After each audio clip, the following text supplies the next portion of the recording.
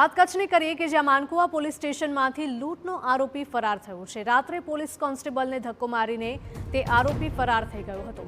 Constable જમવાનું આપવા ગયા હતા અને તે જ સમયે આ ઘટના બની હતી। અગાઉ લૂંટના કેસમાં આરોપીની ધરપકડ કરાઈ હતી। આરોપી ગાંધીધામના ખારીરોહર ગામનો રહેવાસી છે। પોલીસે ફરાર આરોપીને પકડવાની શોધખોળ હાથ ધરી છે। આ બનાવ સામે આવી રહ્યો છે કચ્છમાંથી કે જ્યાં માનકુવા પોલીસ સ્ટેશનમાંથી લૂંટનો આરોપી જેલમાંથી ફરાર થઈ ગયો હતો। રાત્રે પોલીસ કોન્સ્ટેબલને ધક્કો મારીને તે ત્યાંથી ફરાર થયો હતો।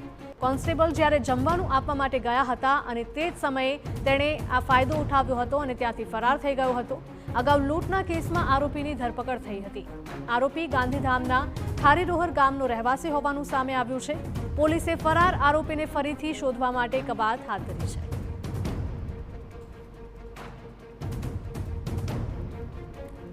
સંવાદદાતા નીતિન જોડાયા છે અમારી સાથે વધુ વિગતો સાથે। નીતિન, જણાવશો કે આ ઘટના કચ્છમાંથી સામે આવી રહી છે કે જ્યાં જેલમાં આરોપી હતો પરંતુ પોલીસને ધક્કો મારીને તે ફરાર થઈ ગયો છે।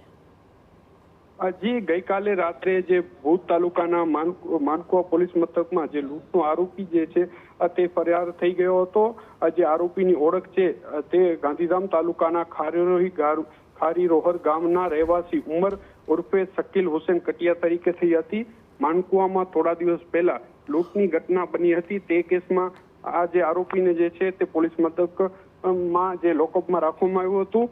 ગઈકાલે રાત્રે 10 વાગે જે ફરજ પરના પોલીસ કોન્સ્ટેબલે આરોપીને જ્યારે જમવા આપવા ગયા હતા ત્યારે કોન્સ્ટેબલને ધક્કો મારીને આ જે આરોપી જે છે તે પોલીસ મથકમાંથી ભાગી છૂટ્યો હતો। આ જે ઘટના બાદ જે છે તે પોલીસ બેડામાં દોડધામ મચી ગઈ હતી અને આજે હમણાં જે છે તે પોલીસે તમામ જે આ છે આરોપીને પકડવા માટે હાલ ચક્રો ગતિમાન કર્યા છે। જી બિલકુલ, માહિતી બદલ આપનો આભાર।